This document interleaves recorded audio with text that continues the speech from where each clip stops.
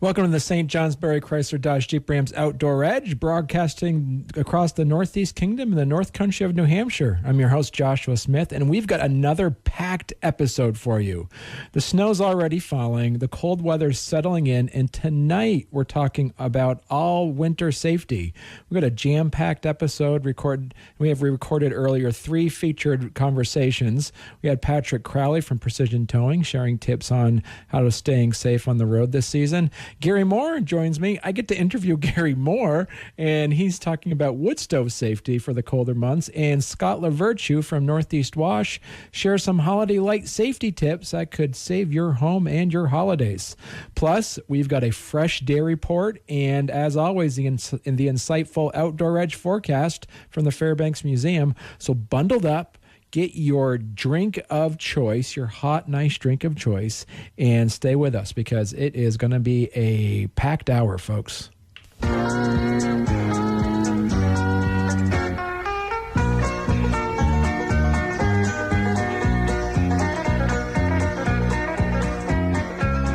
So this is something new. Now I am going to be interviewing Gary Moore, and as many of you know, Gary is a friend of the Outdoor Edge and also is a friend of the Bridge Weekly Showcase and is a friend of WYKR.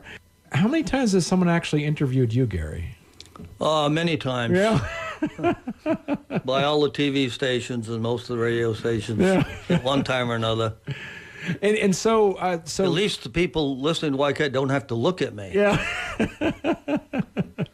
This episode of the Outdoor Edge is really focused on just getting ready for winter safety. We're going to be talking to you, Gary. And the hat you're going to wear for this conversation is that you are a longtime instructor of the Vermont Fire Academy.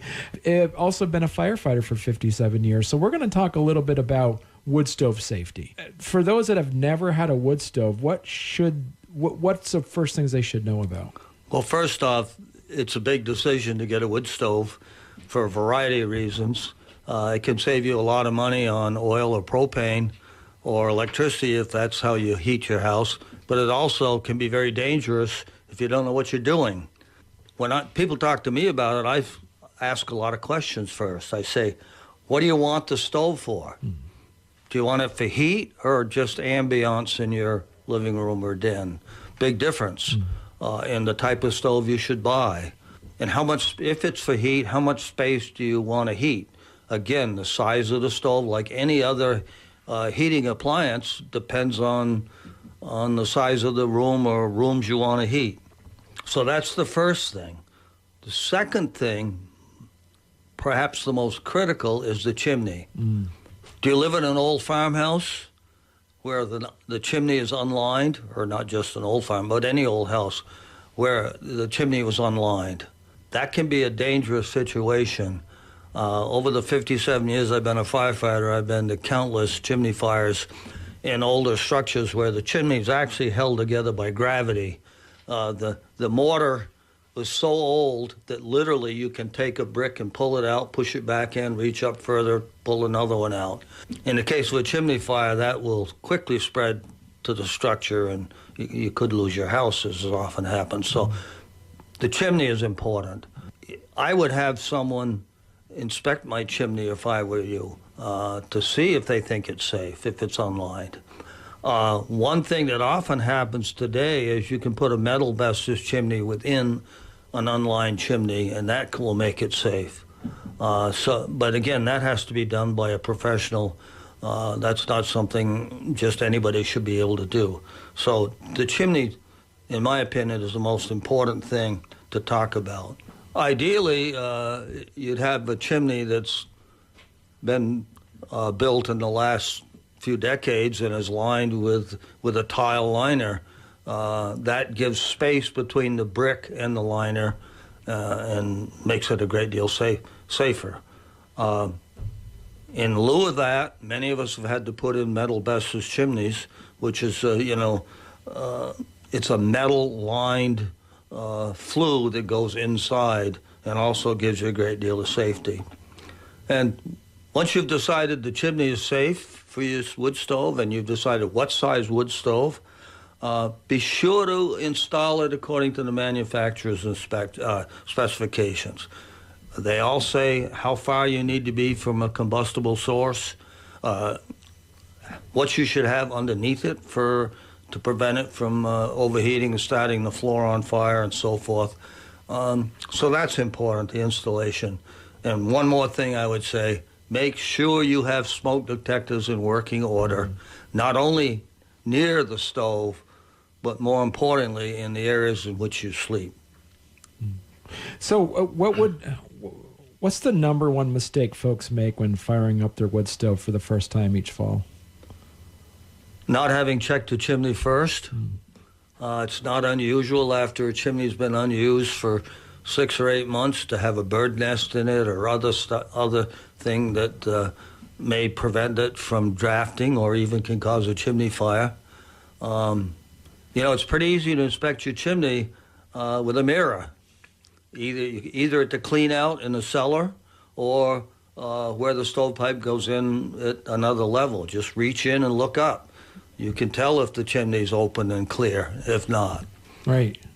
Now, for people buying firewood, then, what should they be looking for to make sure that it's properly seasoned wood? Well, unless you have some way of testing it, which there are ways of testing it, buy from a reputable dealer in wood who can attest that it's been drying for so many months or a year or so forth. You definitely don't want to be burning green wood.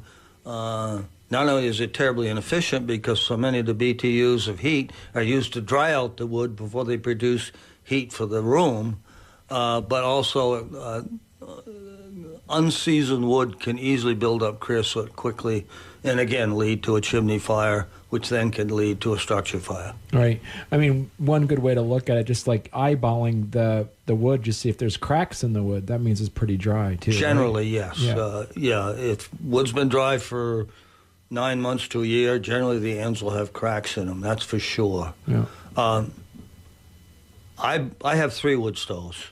2 of them go 24/7 for roughly 5 months. All my wood I burn has been seasoned for a minimum of a year. I filled my wood sheds back in June. That wood was all cut and stacked and covered the year before. I have on the ground now more than enough for next year's firewood, which throughout the winter I'll be cutting up and splitting. That way I'm sure that the wood is dry. Yeah. I point out to people that if you get a year ahead in your wood, it's the same amount every year. If you buy your wood a year ahead of time, it's going to cost the same amount, each time. So, but it's getting that year ahead that's important to be sure you have dry wood. Right. Now, what are some key signs your stove or chimney might need some professional attention, would you say? If it won't draw consistently, and so you get smoke coming back, sometimes, and I say consistently, because sometimes the weather conditions are downdraft. One day it won't draw, and the next day it's fine. But definitely inspecting your chimney. In my case, I just automatically once a month let my fires down to just coals, look in the chimney to make sure it's clean. If it isn't, I clean it. But if you can't clean your own chimney, it costs money to hire someone, but it's a heck of a lot cheaper than burning your house down. Yeah. And so what advice would you give to folks with young kids or pets around wood stoves? Oh, wow. Depending on the age of the kids, it's often a good idea to have some sort of barrier, fence or whatever around it, so kids, especially kids that are real young, can't get up and get burned. Naturally, to go to something warm if you're 3 years old is probably something you'd like to do, but if they touch it, so I would say a barrier. Are there certain types of homes or older structures that you would think need extra precautions with stove use? Yeah, definitely. The typical old Vermont and New Hampshire farmhouse. Yeah. And a lot of them, you remember that they used to run stovepipe from one room to another through a wall and all that sort of stuff. That's not a good idea. But the thing I would point out is they got away with it because they didn't have airtight stoves like we have today. Therefore, the stoves always burned hot, which tends to prevent the creosote buildup. Today, for efficiency, we buy these airtight stoves, and we're encouraged to do so by the state. In fact, there were incentives. 2 of my stoves were bought with incentives from the state of Vermont for energy efficiency. But you got to give them plenty of air to really make them burn. I had just automatically every morning when I reload my stoves, I let them free burn for at least a half hour, wide open, to get that. Otherwise, creosote builds up. And even then, I have some problems with some of my stovepipes, which, by the way, are only a short section into the chimneys. But I tap them every day with a piece of metal, and you can tell when you tap that piece of stovepipe if there's something in it. Right. You've likely seen or heard a few cautionary tales over the years, Gary. Any memorable stories that drove home just how important wood stove safety really is? I can tell you I've been to a lot of structure fires that were started by a chimney fire. One thing that people sometimes do that can almost, can cause a chimney fire is to burn a lot of paper in a hurry. Okay, you got a wastebasket in your office full of paper, you shove it all in the stove at once. When that touches off, you'll hear a roar sometimes as it goes up the chimney. If you're lucky, the roar goes out very quickly. If you're not, that sudden blast of hot air starts the creosote in the chimney on fire. Likewise, when you start a fire, you want to get it going, and it's a pain in the butt. But be careful how much paper you put in before you put in the kindling wood. If you load that stove with crumpled up newspaper, again, you'll have a similar quick, hot fire that can cause problems. Right. And of course, the other thing is, we've all been to all these fires that were started by improper disposal of ashes. The ashes put on the back porch. The ashes that someone thought were cold because the fire was out, they put in a cardboard box. Often up to 2 days after your fire is out, if you put your hand down in the ashes, you'll find coals and burn your fingers. Just because it looks cool and you don't see it doesn't mean it's out. Right. Put them in a metal container and put them away from the house and other buildings. When I clean my stoves out, I put them at least 100 feet away from my house and outbuildings. The concern is, you think, well, it's in a metal can, I'll just take it out on the end of the bot. Every now and then we get wind, and you know what wind does. So, err on the side of putting your ashes in a metal container and away from your buildings. Right. Now, do you recommend, I know growing up is like we'd take our wood ash and we would, once it's cooled off, we would use that to kind of like sprinkle on the driveway or the walkways. Yes. Yeah. Well, driveways are great. Walkways, the wife of the house or the woman of the house may not appreciate that. You'll be tracking it back in. But most of my ashes in the winter after they're cold, go in a big bucket, big metal bucket, and at the top of my driveway, and I use it that way. Yeah. And another wood safety question for you is that I've been to some houses growing up, but they'll take an orange peel or something, and they would set the orange peel on top of the wood stove because it makes a potpourri smell. Would you recommend people putting something on top of a hot wood stove in the wintertime? Only if you want to burn your house down. I guess it's okay if you're going to be right there in the evening you want to smell it, but I don't know about you, but I tend to forget things. And if I did that, I might go to bed and it was still there, and I might wake up to smell of smoke and smoke alarm going off. Right. Yeah, I mean, there's all sorts of small metal containers potpourri can go in and you can put on top. But again, I wouldn't leave it there while I was sleeping. No, yeah. That's great. So thank you so much, Gary. And coming up next, we have Gary Moore's thoughts on the out of doors right after this break. It's a St. Johnsbury Chrysler Dodge Jeep Rams Outdoor Edge on YKR Country. At R&L Archery, we know it's not just about the thrill of the hunt or the size of the fish. It's about the moments that matter most, the traditions passed down from one generation to the next, and the stories told by the fire long after the sun is set. It's about the journey, the memories, and the time spent together with friends and family, because these are the moments that truly last a lifetime. R&L Archery, where every adventure begins. Come create your story. Winter in Vermont is a great time to get outside and explore. It offers experiences for a wide range of abilities and interests. The Vermont Fish and Wildlife Department provides opportunities to take advantage of what the season offers. Visit vtfishandwildlife.com to plan your next winter adventure. You can sign up for a free ice fishing clinic, watch how-to videos, or find a wildlife management area near you for a quiet snowshoe stroll. Vermont Fish and Wildlife is here to help you get outside and experience the outdoors this winter. Good evening. Welcome to Thoughts Out in the Outdoors. It's deer season, as everyone knows. Even if you're not a hunter, you see hunters out there, and blaze orange is the color of choice. The Granite State firearms season opened last Thursday, a week ago today, while in Vermont, traditional rifle season opened last Saturday. In both cases, many hunters have been successful already. Here in Vermont, the biologists are collecting middle incisor teeth from all regular season bucks to evaluate the regional differences in ages and antler characteristics, as well as to help estimate the population size, growth rate, health, and mortality rates.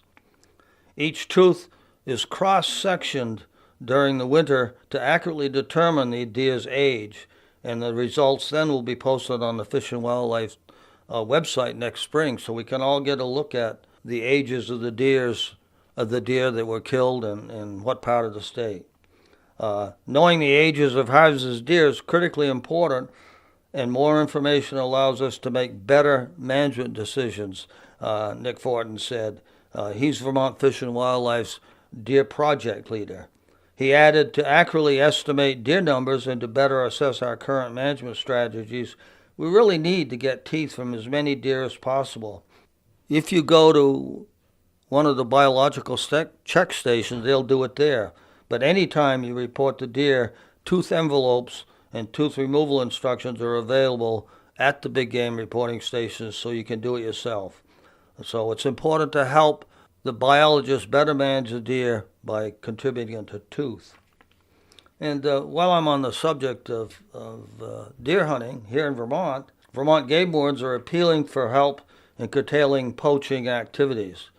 They're asking for people who witness or believe they have knowledge of poaching to contact them quickly.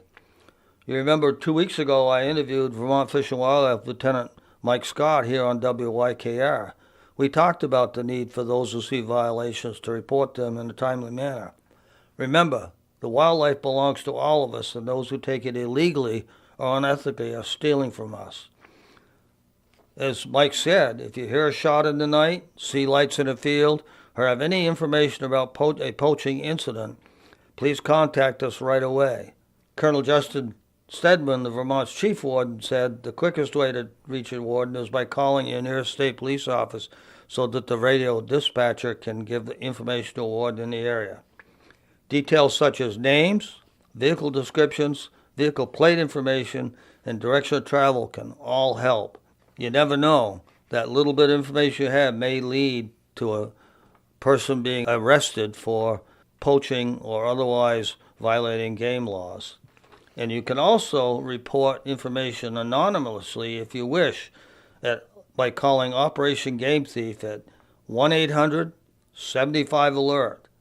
That's 1-800-752-5378. Rewards are paid for information leading to arrests. The Vermont Fish and Wildlife Department is asking hunters to participate in its annual Deer Hunter Effort and Sighting Survey.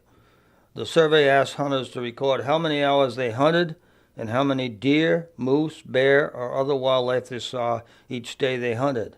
This information helps the department evaluate how hunting pressure and the number of these animals varies around the state. It's obviously a big difference up in the Northeast Kingdom than it is in the Connecticut River Valley or over in the Champlain Valley. The easiest way to complete the survey is to use the deer hunting log feature on the Vermont Outdoors mobile app. That app allows hunters to track their efforts and wildlife sightings each day during any of the Vermont seasons. Again, you remember Mike Scott talked about that app when we were interviewing him because it gives you a lot of information available, and so many of you carry cell phones or smartphones. Here in Vermont, the bear season ends this coming Sunday. So you can take a bear not tonight. You can take a bear tomorrow, Friday, Saturday, but it ends on Sunday. Moving on to another species, moose. Big topic in Vermont and New Hampshire. Recently completed the seasons in both states. The Vermont Fish and Wildlife Department issued 180 moose permits this year, all up in the one zone in the far northeast corner of the state. Those 100 permits resulted in 68 moose being taken but during the October 1st to 7th archery season and the October 18th to 23rd regular firearm seasons. Moose hunting was only allowed, as I said, up in Wildlife Management Union E in that far northeast corner. Nick Fortin said moose are relatively abundant in Wildlife Management Unit E. This high density of moose contributes to higher winter tick numbers that can negatively impact moose health and survival. A goal of this year's hunt was to improve the overall health of moose population in that area by reducing the density. We've talked at length over the last few years about how the winter ticks can cause high moose mortality, especially among yearling moose, and so that's important to reduce that population. Vermont research has shown that chronic high winter tick loads have caused the health of the moose in northeastern Vermont to be very poor, as is the case in northern New Hampshire. Frequently, calves don't survive the winter. Of the 180 moose permits available, 174 were issued by lottery, to which nearly 6,000 hunters applied. You can understand the odds were not very good. I apply every year, but so far, no luck. The department reserves the first 5 lottery permits for Vermont military veterans, of which I'm one, but that hasn't helped so far, and 3 non-lottery permits are reserved for persons with life-threatening illnesses, and 3 more are auctioned as a fundraiser for conservation. Moving across the river, New Hampshire's 2025 moose hunting season ran from Saturday, October 18th through Sunday, October 26th. 32 permits were issued through the annual lottery process, and 1 permit each was donated to the Dream Hunt Program and the Wildlife Heritage Foundation of New Hampshire for a total of 34 either-sex permits. Hunters there took 25 moose, 20 bulls, and 5 cows. The success rate for lottery hunters was 72%, which is slightly higher than the 10-year average of 69% in the Granite State. The short moose hunting season is subject to highly variable weather, and this year had better conditions for hunting than in more recent years, said Henry Jones. He's the Hampshire Fish and Game's Moose Project leader. An active winter pattern resulted in moose moving and feeding during the day, particularly during the middle of the last week when a front with cold, rainy weather settled over the northern New Hampshire.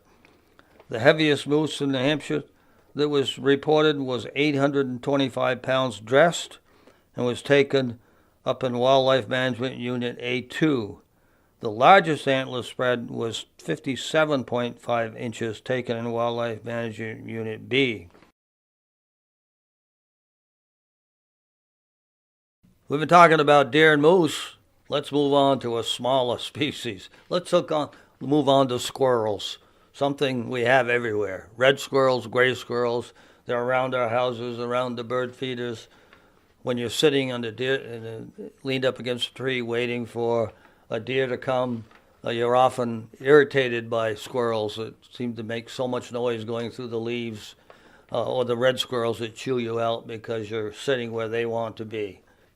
Each of those species, red and gray, store their food to prepare for winter in a different way.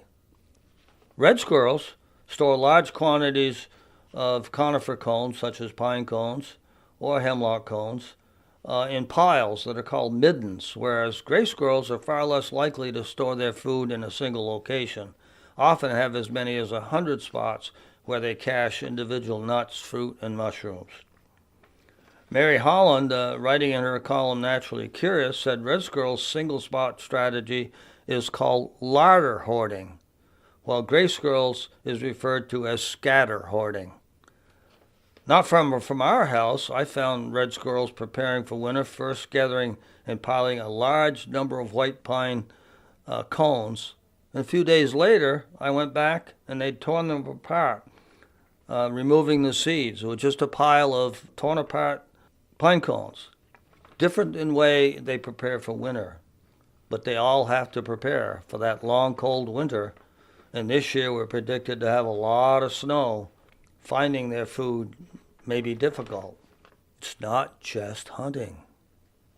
Believe it or not, there are people out there who are going to fish all winter. And I don't necessarily mean fishing through the ice, something I do. But there are many open streams that were stocked, both by Vermont and New Hampshire, that you can fish all winter. My brother's one of those that often goes down to Franklin, New Hampshire to fish, for instance. The Connecticut River, you can fish that. So anyways, if you're interested fishing in the winter in either Vermont and New Hampshire, you can check their websites for prime places to fish. Getting ready for Christmas. A wildlife calendar from either Vermont is a good gift. Vermont's calendar is available for $15 from the department, with a printable free shipping mail-in order form on the website. New Hampshire, you can get theirs by contacting the department. In both cases, these calendars list seasons, dates, and all that sort of stuff that you're interested in, but also from a standpoint of beauty, the photography in both the Vermont and New Hampshire calendars is spectacular, and hanging on your wall will be certain to attract attention.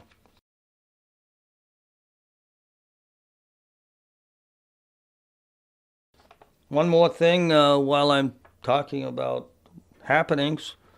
We keep talking about all that extra snow. Well, in both states, you have to have passed a snowmobile safety education class, depending on your date of birth. They're being offered now. Over in New Hampshire, snowmobile and off-highway recreational vehicles classes are being offered. Any person 12 or older must have either a valid motor vehicle driver's license or have successfully completed one of those. So you might go to the websites in either Vermont or New Hampshire and make sure if you're going to run a snowmobile this year and you're under a certain age, that you have the course. Don't wait until January when you want to go out or Christmas vacation and find out you can't legally do it. Get your course now.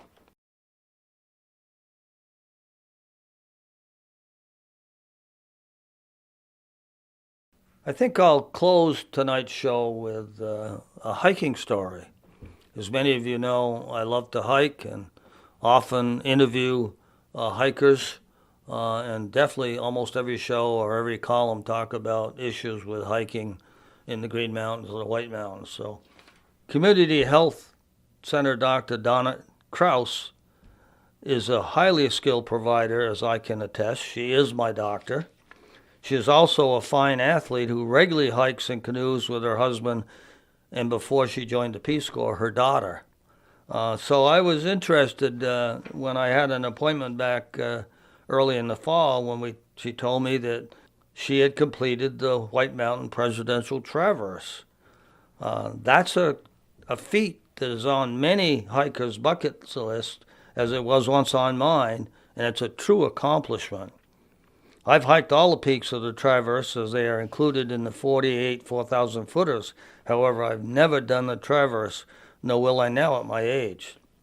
The basic Presidential Traverse starts from a trailhead on U.S. Route 2 at the northern end of the Presidentials, crosses the Great Ridge of the range, and ends at the Crawford Notch at its southern terminus on Route 302. Some choose to reverse the route, but Dr. Krause hiked from north to south, first summiting Madison and then heading 23 miles with about 9,000 feet of elevation gain down to Route 302.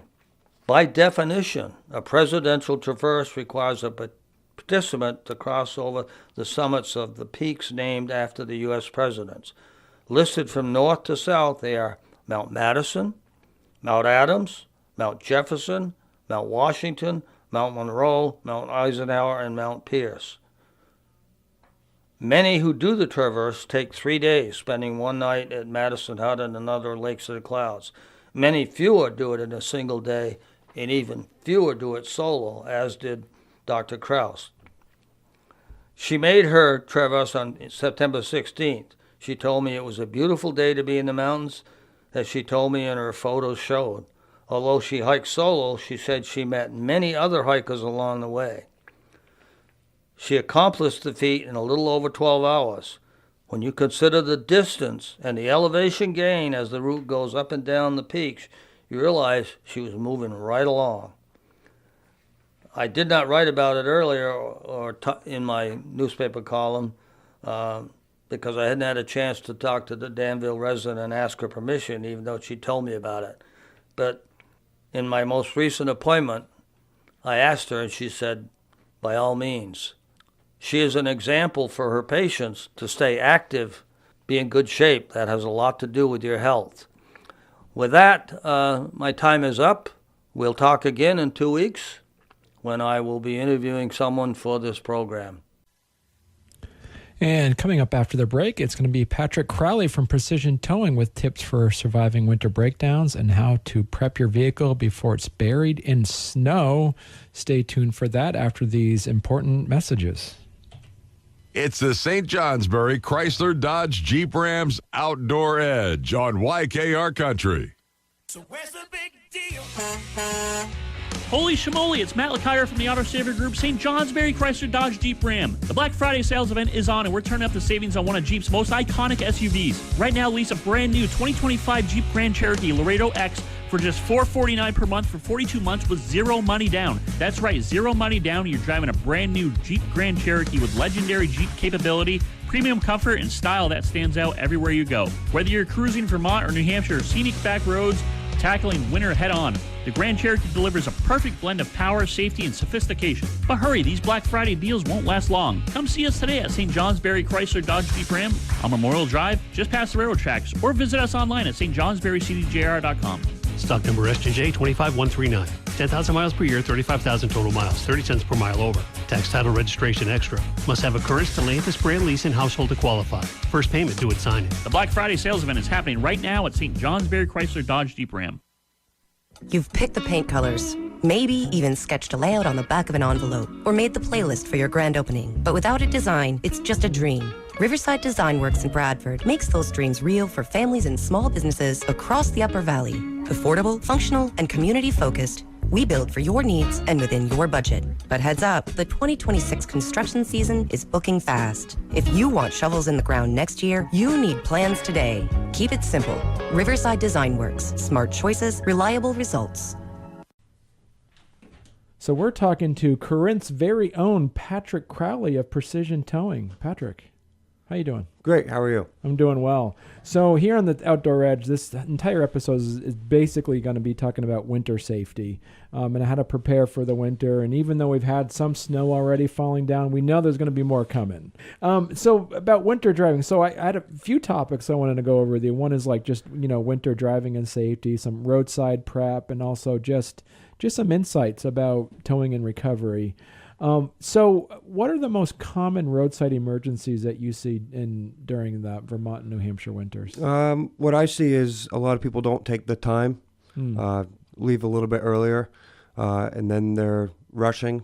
And when you're rushed, you don't pay attention and you go off the road. Right. And that's probably the most common thing I see is people are speeding and not taking the snow how it should be taken. Right, absolutely. What would you say is one mistake drivers often make when driving in snow or ice? They underestimate the power of the snow.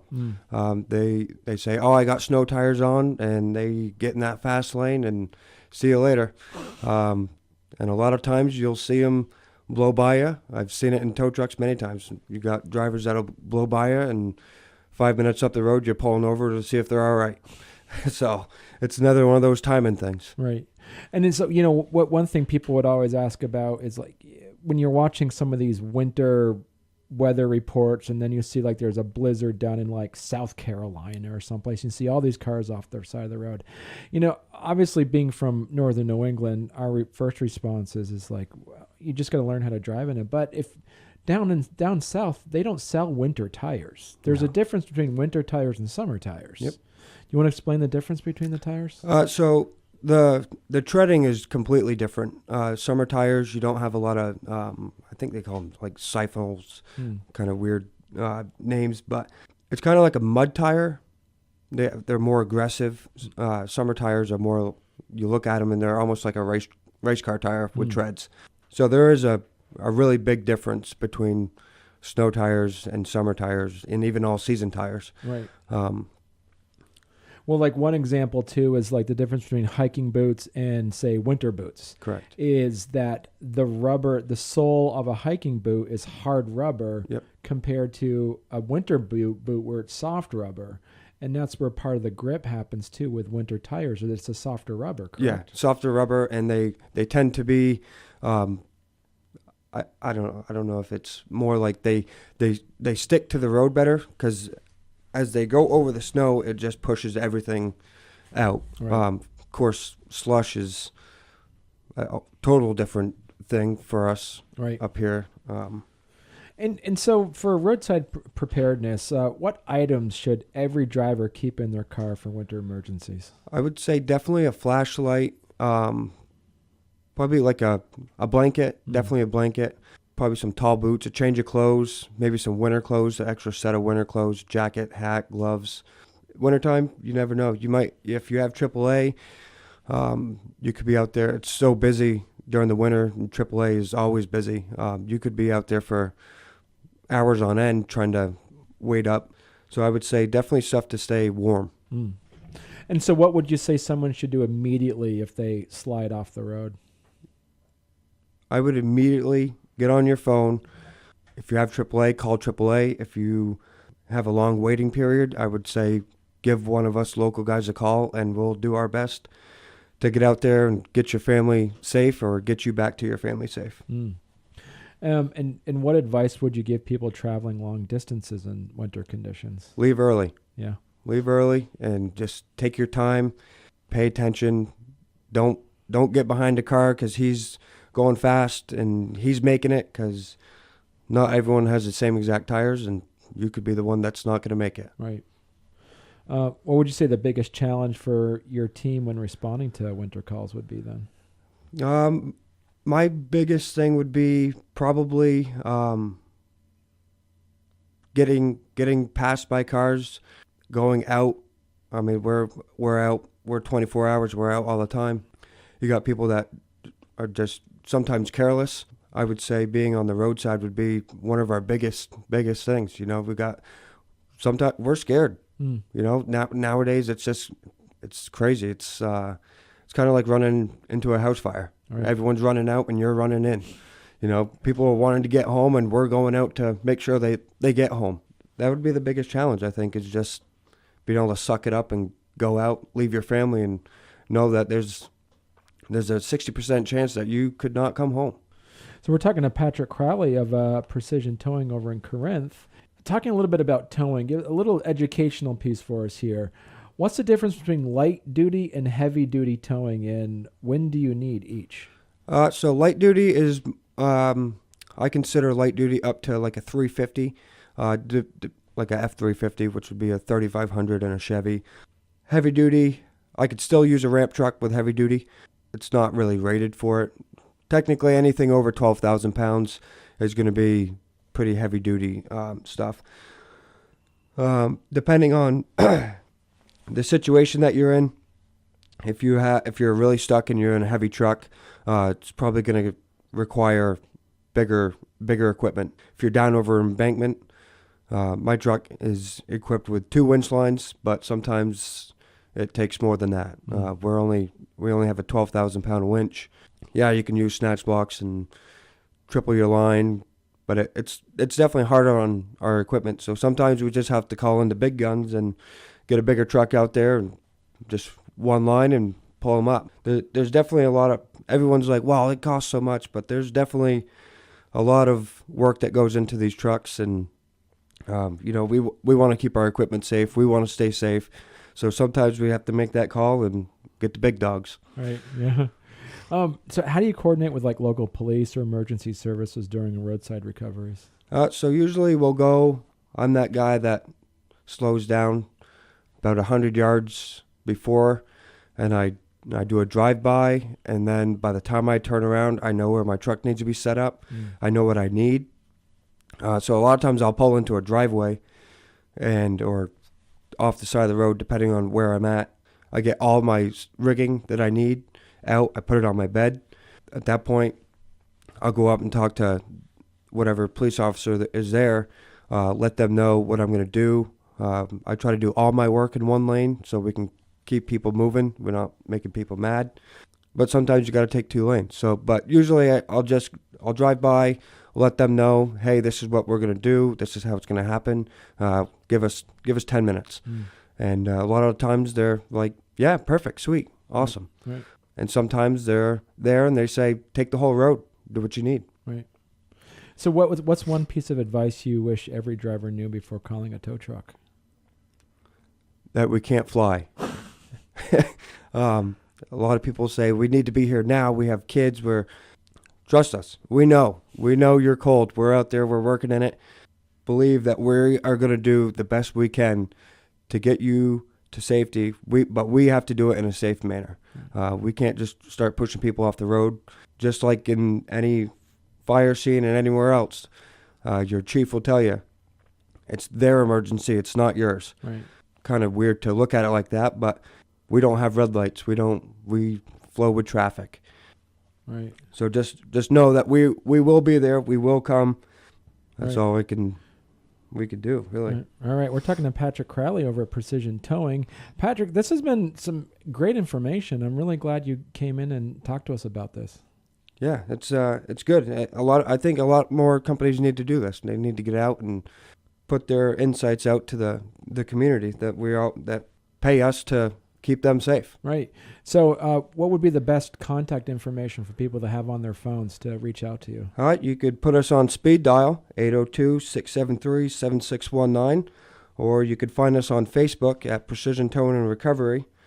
We're always on our Facebook page. We're always paying attention. You can also text us at that same number, 802-673-7619. You'll always get an answer. Excellent. All right. Thank you so much, Patrick. Thank you for having us. You're welcome. All right. We got a lot of show left still. We still have a day report coming up. We also have their Outdoor Edge Fairbanks Museum forecast. And I got a question for you. Are your Christmas lights already up? Well, if not, you want to hear this from Scott Lavertu at Northeast Wash on how to avoid holiday hazards when decorating this year. So stick around for that after these important messages. It's a St. Johnsbury Chrysler Dodge Jeep Rams Outdoor Edge on YKR Country. Hi, this is Jay Davis, co-founder of NortheastKingdomOnline.com. As Northern New England's leading digital marketing agency, we will help your business harness the power of SEO, social media, and beyond to enhance your online presence. Your customers are looking for you. Work with our team of marketers to build a complete online marketing strategy. Visit NortheastKingdomOnline.com to see how we can heighten your brand. Achieve more with NortheastKingdomOnline.com. So we have somebody here in the studio, Scott Lavertu. Scott, we've been hearing you on the radio, we've been seeing you in the papers, and you are the owner-operator of Northeast Wash. Yes, it's something I've been enjoying this year, and I just want to continue building it for a family generational. Yeah. And so this is interesting. So in the summertime, you do power washing for like driveways and sides of buildings and things like that. And so, and I know when we talked earlier, there's not a lot of power washing that's happening in the wintertime. No. But what you did, this is something incredibly interesting and innovative, is that you're able to pivot a bit in the wintertime and actually have Northeast Wash do Christmas lights. Yep. That is amazing. So this is something that we don't see a lot around here, but it's a huge need. People want to celebrate the holidays and being able to do that, but some people might not feel comfortable climbing up on a ladder, might not feel comfortable having the time or the ability to decorate their homes. Right. It's mostly the ladder that most people, one, don't have a ladder, or they're just scared of the heights. Talk to us a little bit about how Northeast Wash now in the wintertime, you decorate houses and trees and people's neighborhoods and stuff.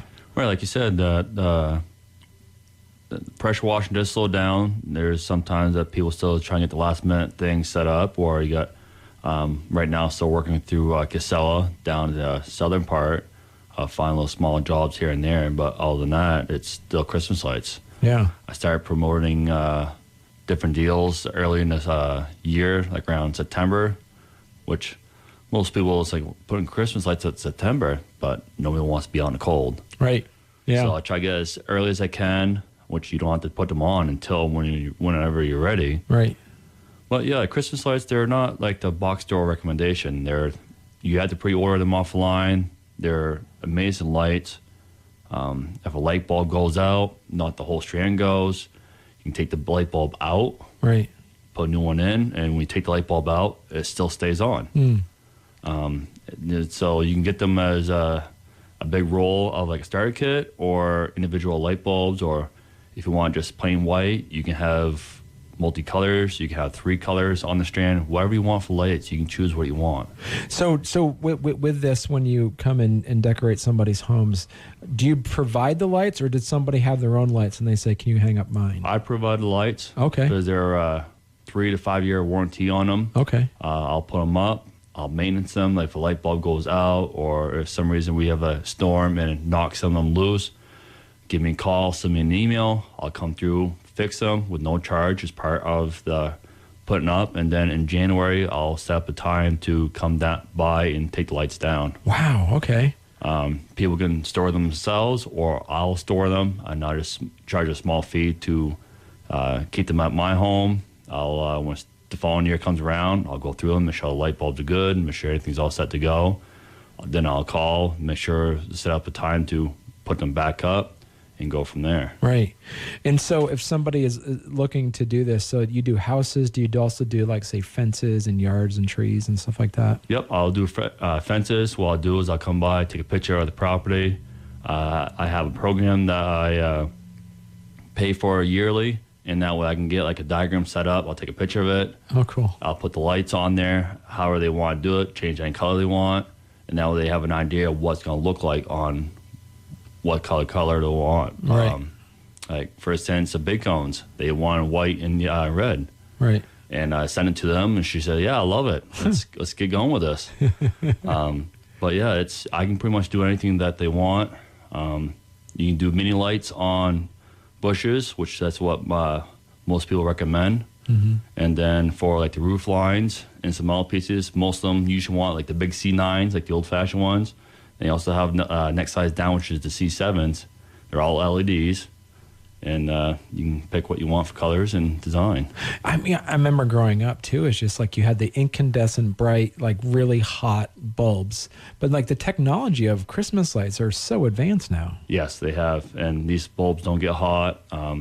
People might see me going around at nighttime driving my truck around. I do got light bulbs on my truck on the ladder rack, and if anybody's ever curious, I can show them how it works. Right. What's good about the whole type of light setup is that when I fix them to the house, I cut them anywhere you want with a pair of tin snips or even scissors.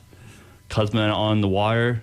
I put a male or female on there where I'm connecting it to, and it goes just that easy. It's amazing what the technology has come around. Wow. So I have a small wire that I go from one spot to another spot, which is called jumpers, right.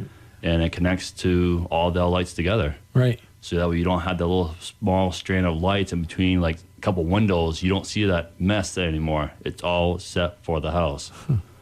Yeah, so we're talking to Scott Lavertu, who is the owner-operator of Northeast Wash, which is does power washing in the summertime and spring, and then in the wintertime, you professionally hang up Christmas lights, which, as we said earlier, is a big need around here. It is. I travel about at least an hour on my way. I'll travel further out of my way if people want it. I just have to charge a little extra for traveling further on my way for wear and tear, but I have no problem traveling to look at the lights and hang them up, or even if they want pressure wash, if they want a combination of both, I'll give them a discount. If they want lights to put up and the following year they want pressure washing, I'll give them a discount for the following year for pressure washing. Right. Yeah, that's amazing.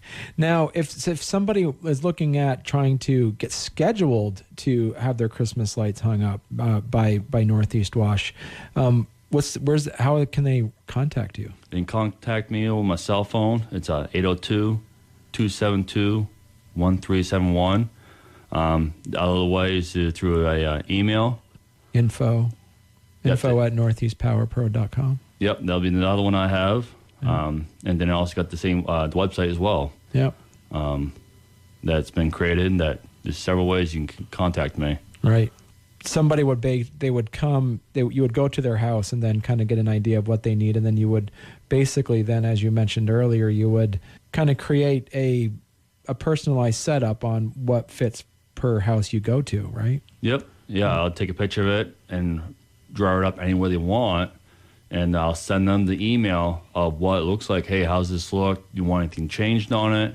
I did it with a lady just last week, and I created she wanted just the front of the house, but I also took a picture of the side of the house that showed it towards the side of the road, and I asked her about it. So yeah, just send me like a picture of it, what it looks like. Send her a picture of it, and I gave her 2 quotes, one just for the front and then one with the side added to it, and she just wanted just the front of it done. That's amazing too. It's just being able to now, people have the ability now to have you come by their house and decorate it put Christmas lights on for it. And what a great idea. She was all excited about it when I stopped in and talked to her. She said, "Oh, it's about time I see somebody that's able to hang up Christmas lights." She saw her in Bridge Weekly, and she was all excited about it. Yeah. Excellent. So, Scott, if people want to learn more about you and learn more about Northeast Wash and that business, as you mentioned earlier, they can go to info at northeastpowerpro.com, or go to the website, northeastpowerpro.com, has all that information, and also has the phone number there. And the phone number again for you is? 802-272-1371. Excellent. All right.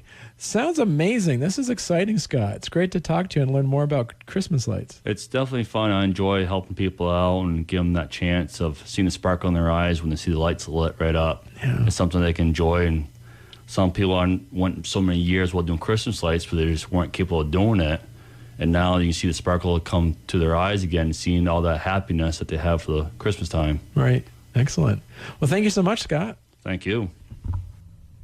Coming right up after these important messages, we have our deer report, and we also have our Outdoor Edge weekly forecast, weekend forecast. So stay tuned for that. It's the St. Johnsbury Chrysler Dodge Jeep Rams Outdoor Edge on YKR Country. So where's the big deal? Holy shamoly, it's Matt LeKire from the Auto Saver Group, St. Johnsbury Chrysler Dodge Jeep Ram. It's the Black Friday sales event, and if you've been waiting for the perfect time to grab a brand new truck, your wait is over. Right now, you can lease a brand new 2025 Ram 1500 Bighorn Crew Cab for just $479 per month for 42 months with zero money down. That's right, zero money down, and you're driving one of the toughest, most capable full-size trucks on the road. With legendary Ram power, luxury comfort, and head-turning Bighorn style, this truck is built to take on Vermont and New Hampshire's toughest roads and look good doing it. So don't wait. These Ram 1500 Bighorns are moving fast. Come see us today on Memorial Drive in St. Johnsbury, Vermont, just past the railroad tracks. Check us out online at stjohnsburycdjr.com. Leases for stock number SJR 25230. 10,000 miles per year, 35,000 total miles, 30 cents per mile over. Tax, title fees, and registration extra. Must have a Stellantis brand lease and household to qualify. First payment due at signing. St. Johnsbury Chrysler Dodge Jeep Ram, where Vermont drives Ram tough. At R&L Archery, we know it's not just about the thrill of the hunt or the size of the fish. It's about the moments that matter most, the traditions passed down from one generation to the next, and the stories told by the fire long after the sun is set. It's about the journey, the memories, and the time spent together with friends and family, because these are the moments that truly last a lifetime. R&L Archery, where every adventure begins. Come create your story. Welcome to the Outdoor Edge forecast. As high pressure drifts off to our east only slowly tonight, clouds will be equally slow and trying to thicken up from our west. And these clouds will be largely of the high-level cirrus variety, which won't have a big effect on another round of cold overnight lows. So if you've been outdoors this afternoon enjoying the sunshine and valley highs that surpassed 40, be prepared for rapidly falling temperatures, ultimately falling back into the teens to around 20 overnight. At this point in November, average highs in the valleys are in the low to mid 40s and average lows in the mid to upper 20s. Testament to what has been an early onset of winter-like weather this November. Of course, early winter weather becomes a little less surprising as we approach Thanksgiving. And most indications are that the next few days should be fairly typical of mid to late November. Through the weekend, multiple days will likely involve valley highs reaching the lower 40s, but snow that has accumulated above 1,500 feet will be slow to melt and should remain along the north-facing slopes. A bit of a southwesterly breeze will kick up on Friday ahead of an approaching cold front. There could be some light precipitation Friday afternoon and evening, but this looks like only the chance for some sprinkles or mountain flurries. Saturday will be slightly cool for the season, but with just the chance of an afternoon snow shower or flurry in the mountains. No major precipitation events are foreseen through the weekend, and none seem likely through early next week. The short-term summary: Friday, partly to mostly cloudy, chance of sprinkles or mountain flurries in the afternoon, highs in the upper 30s to lower 40s, winds becoming southwest 5 to 15. For Saturday, mostly to partly cloudy, slight chance of a mountain snow shower in the afternoon, mid-30s to around 40, north to northwest winds 5 to 15. Sunday, chance of rain or snow showers, mainly afternoon, upper 30s to lower 40s. That's the Outdoor Edge forecast. I'm Fairbanks Museum meteorologist Lawrence Hayes. Good luck and enjoy our great outdoors. And now for our deer report. We have some numbers coming from the Newberry Village store. 4 bucks that have come in to be weighed. And the highest, congratulations to John Renfrew. He had 168 pounder, and that was an 8-pointer that he shot in fairly. And a couple other ones to note is Jacob Perry back on November 15th got an 8-pointer that weighed 126 pounds, and he shot that in Bradford. And Jacob Parrish from Framingham, Massachusetts. And looking at the Upper Valley Grill up in Groton, we got a few standouts right here. And one of them is Jake Emerson got and one standout is Ryan Spear got a 10-pointer that was at 168 pounds, and he's from Eden, and he shot it in Reigate. And also Owen Summers, who is from Peacham, was able to get a 180-pound deer. That was a 9-pointer out of Peacham. And another point to note is that Steve Murray got a 199-pound deer, an 8-pointer, and he shot that in Groton, and he is from Groton. So far this season, there have been 22 deer that have been coming to be weighed at the Upper Valley Grill. So doing great so far. And A couple other ones that have been pretty heavy is David R. Slayton Sr. from Reigate shot a 7-pointer, 175 pounds out of Reigate. And that's it. That's a wrap for this edition of the St. Johnsbury Chrysler Dodge Jeep Rams Outdoor Edge. A big thanks to Patrick Crowley of Precision Towing, Gary Moore for his always sharp insights, and Scott Lavertu from Northeast Wash. Thanks also to Lawrence Hayes from the Fairbanks Museum for this week's Outdoor Edge forecast. If you missed anything, catch the replay at WYKR.com or on your favorite podcast app. Stay warm, stay safe, and keep an eye on that wood stove. Winter's here, and we'll be back on December 4th with more stories, insights, and the spirit of the outdoors. This is Joshua Smith signing off.